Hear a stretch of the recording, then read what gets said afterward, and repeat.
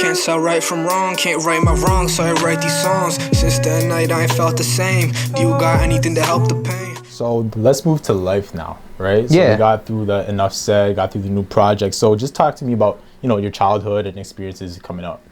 Yeah, so like I started making music, like writing anyway when I was 13. So I was like, it started with just like poetry and stuff. So I was just writing, and like I would be like in 8th grade, 7th grade English class, just messing around, just doing like light stuff.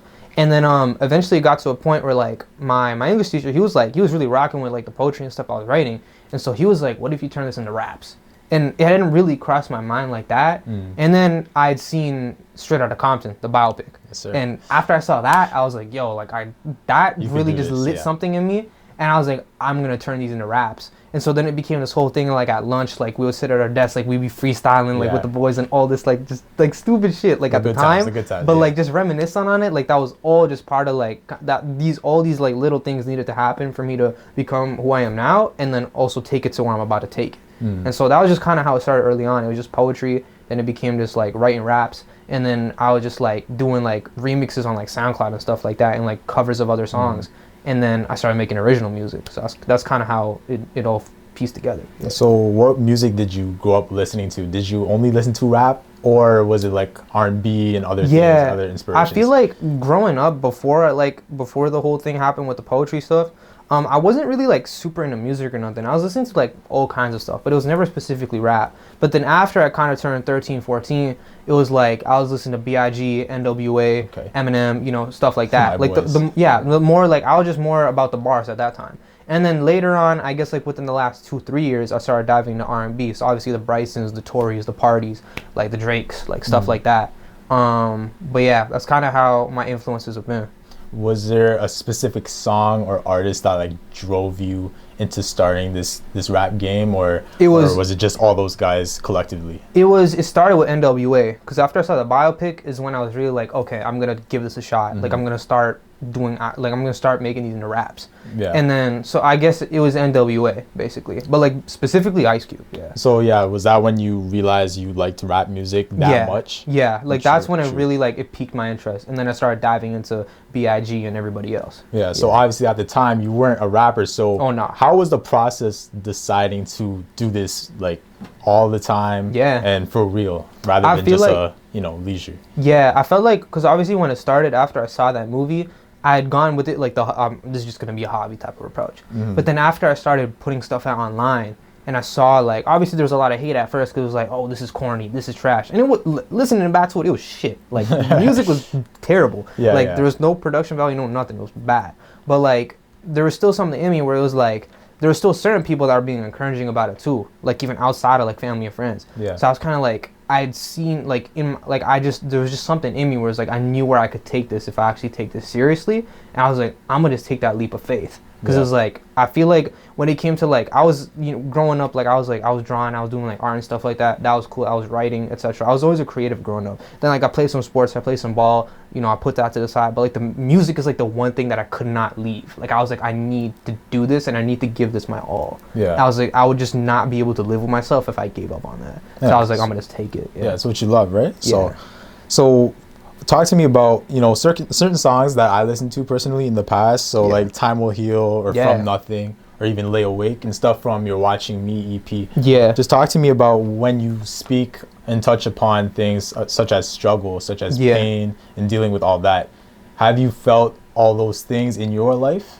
Or I feel like, because in all of my music, like I know there's certain artists that be talking about certain situations, but like they'll say like, this didn't personally happen to me, this is something I saw around me or whatever. But when it came to like Watching Me, Breakdowns and Breaks Is Perfect for a While, and like songs on those projects, like on each song, anything I've said, damn near everything I've said has been from experience. So the pain and the struggles and things of that nature that I talk about, like it was firsthand stuff that I was just dealing with. I was like in a terrible, in 2018, like my mental health was probably like the worst it had been, and I was like in a super slump. Like my anxiety was acting up, I was like super depressed, and I had such a lack of energy and motivation, and like I was like, it was like a very dark time.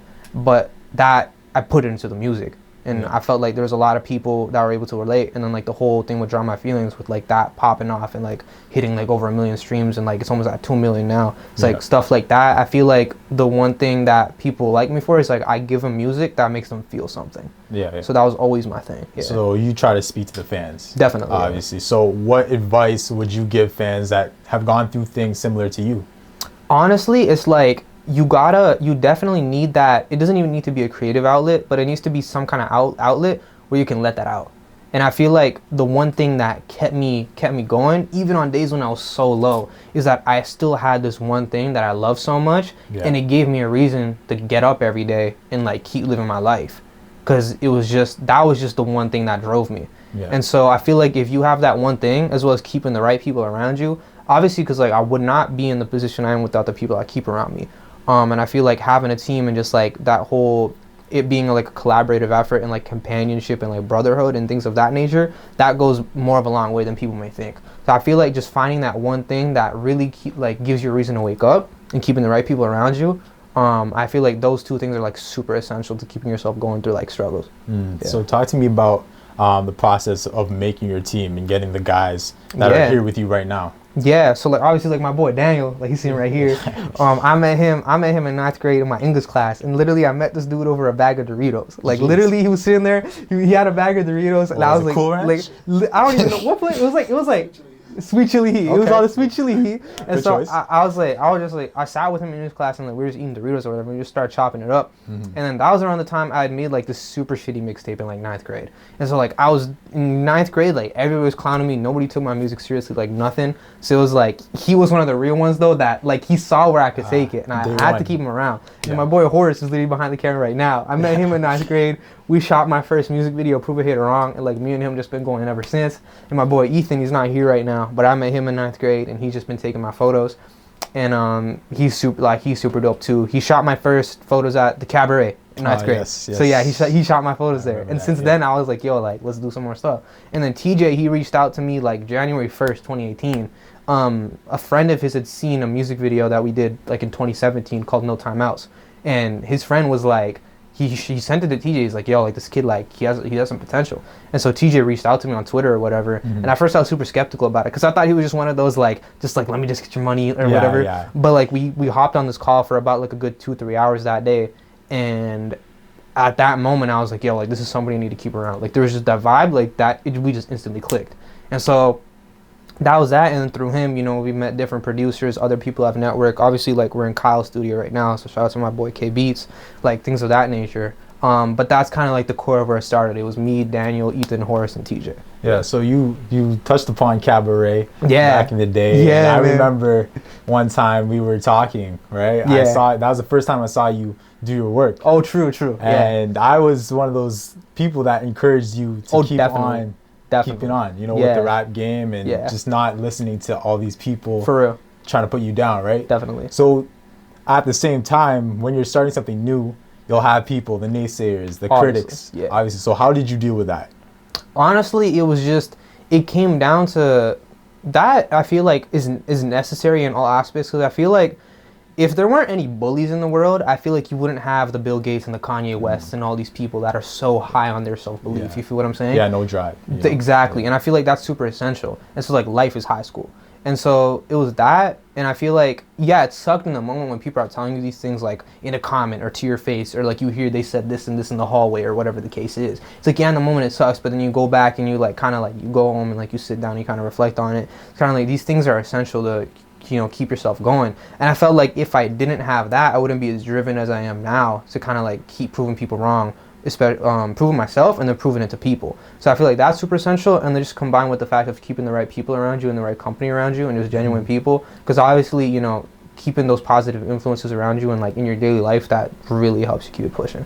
So we obviously went to school together, but then you did leave. Right? You did leave to pursue this music. So talk to me about the process of leaving school and how was that like? So basically what happened was, so I left PET because like the whole thing of like they were basically saying like they had to like whoever was going to grade 10, they had to like divide half of that and put them in a different school. Yeah. So they put me in a different school, and that was when like my mental health was on the decline, and I was dealing with other stuff and like my family life and personal life and just me not being in a good headspace. And so all that contributed, and then plus because my focus was so heavy on music, I was like I just couldn't do it. And so I'd eventually, like, I think like a month into like the 10th grade or whatever, I was just like, I can't do this. And so like me and my mom, like we sat down, we had multiple conversations about it. There was like arguments, like there was like rough times around that time period in that 2018 to early 2019 time period. And then yeah, so we kind of like she let me do my thing for a bit, but she was like, you can't just put like I'll let you put this school stuff on the back burner for now, but you're gonna have to come back to it. And just only as of recently, I was like, I'm getting back on my shit, and like I'm just like trying to catch up with everything, doing these online courses and stuff. But like that whole process was kind of like, it was just my focus wasn't there, and combined with my just the state of my mental health at the time, like I couldn't do it. So that's kind of what that time period looked like. Yeah. Any family and friend support you on that journey? Oh yeah, definitely. Obviously, like my team, the people I keep around me, like to this day. Obviously my mom, like obviously, you know, we've had our differences and things of that nature, but like she's always held it down, of course. And obviously TJ was like has been such a like a big brother figure in my life. Like he's always kept it going. Like there's been days where I've been solo and he's given me certain pep talks and certain lectures and just really kept me going. It kept me pushing. So I feel like without the people I keep in like my daily life, especially my team, like it would have been damn near impossible for me, the 2018 version of me, to do what I'm doing now. So any advice for people who are in the same spot in a way and want to leave school to pursue something they love? What do you have to say to that? I mean, honestly, because when I had left, it wasn't my main thing wasn't just like I'm leaving this for music. Music played a huge part into it, but it was also because of what I was dealing with at the time. It was a combination of the two. But I feel like now that I'm not great at it, but I'm still trying to find that balance of still completing my education and still pursuing the music. It's kind of like it's possible because there's been so many people that have done it. Like, you know, if you look at somebody like a G-Eazy, for example, like he did high school, he went to college for music and things of that nature. So it's not impossible, but I just really I feel like it's just depending on like kind of like your life circumstances and like your mentality towards it. So everybody's situation is really different, but like it's not impossible to keep the two in your life and do both of them. Like even my boy Horace right now, like he does his videography stuff and he's still in school. So it's like there's definitely examples of a lot of people that have been able to do both at the same time too. Yeah. So any heroes you might have? Honestly, when it comes to heroes, like early on, like NWA like was a huge influence. I don't know if I ever actually like looked upon anybody as like a hero though, just because like I kind of early on I kind of like really went out of that mindset of like idolizing people, because originally like that was my whole thing, like this dude's my idol, whatever. And then I was kind of like, but then it kind of clicked in my head. It's like like they're doing great with the music stuff, but like they're not these perfect like gods, like you know what I'm saying? Like everybody's flawed. So it's like like they can be great influences, but I feel like I've never really had like a hero type thing before. I don't think so.